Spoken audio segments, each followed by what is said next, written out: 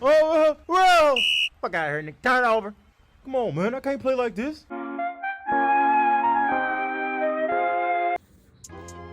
You know they had the audacity to call me a casual. A casual.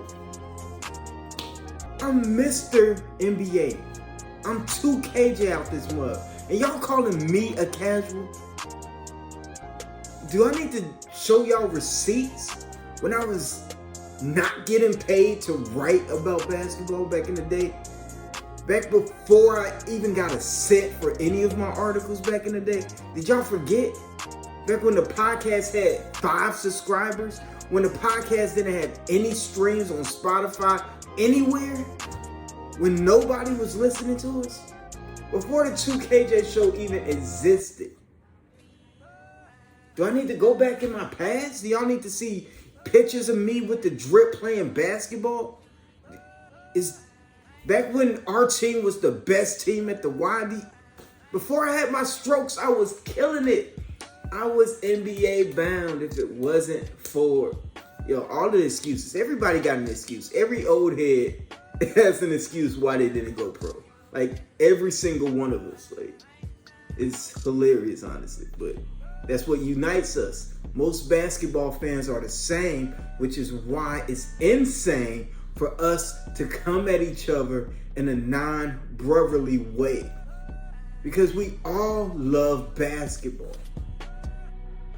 And even the sisters, the queens, some of y'all are coming at basketball incorrectly. Like, it's wild to see that basketball fans have become one of the most toxic communities out here. Like, we just can't say Kevin Durant's the best player in the NBA. Like, people have a hard time saying that.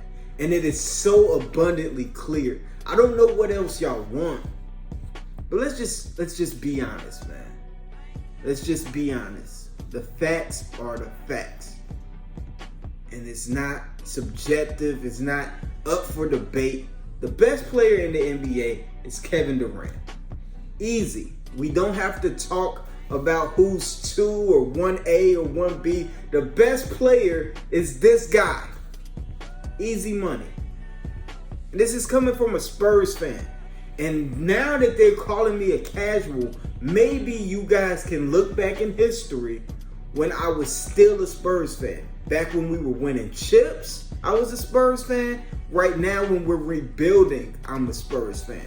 There's no ifs, ands, or buts about my loyalty to my team. And you're like, oh, why do you have team loyalty? It's about a player. It's player-centric now. I don't care. That's not how I came up. And that's why all of y'all are crying about Dame staying with his same team. Who raised y'all? Giannis is not leaving the Bucks. Dame is not leaving the Trailblazers. But LeBron is definitely leaving the Lakers soon. Don't believe me? Okay. See you in 3 years. Anyway. Let's not go there. Because here comes the LeBron hater stuff. And I'm not a LeBron hater. I got receipts for that too. But anyway.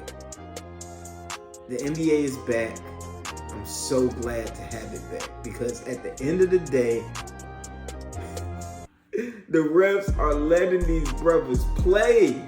Thank you, Lord. This is what we all asked for. But yet, I'm still seeing people all over Twitter saying that they are upset that there's no fouls being called. And I'm like, you gotta pick a side. Either you want physical basketball or you want them to blow the whistle. Which one do you guys want?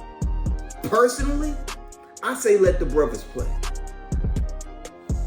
I'm tired of hearing the whistle every 5 seconds, man. I don't even get to see them demonstrate their skills enough because every time they try to play a little bit physical, there's a freaking whistle. Like, that's the last 4 years have been painful to watch in the playoffs.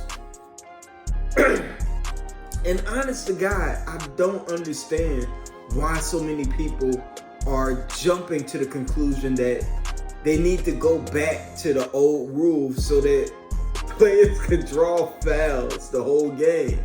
This isn't conducive to the sport as a whole. And it isn't conducive to the future generations of basketball players to only be searching for fouls instead of going to get a bucket. I don't get it. Here, this video's getting too long, so how about I end it by saying I'm just glad that the NBA is back. Check out Captain with the Crew. Check out the 2KJ show. Basketball is back, people. You know what that means, right? You know what that means, right? You know what that means, right? 2KJ is back in this thing. Stay tuned.